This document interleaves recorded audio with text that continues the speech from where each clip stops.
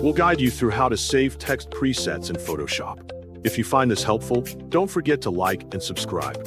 People search for this tutorial because saving text presets in Adobe Photoshop helps speed up repetitive design work and keeps text styles consistent across projects.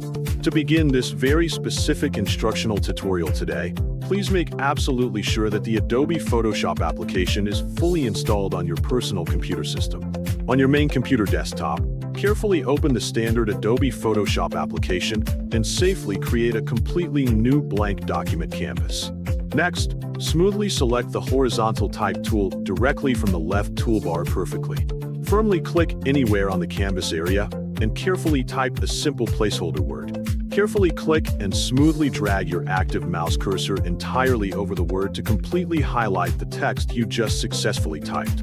Using the top options bar or the dedicated character panel, style your text by choosing your favorite font, specific size, active tracking, and perfect color. Once your text completed, we definitely need to safely save these precise settings directly as a permanent preset today. Navigate directly to the top menu bar, securely click on Window, select Character Styles to successfully open a brand new active panel entirely on the right side of your active screen. Make sure your styled text layer is selected in your Standard Layers panel.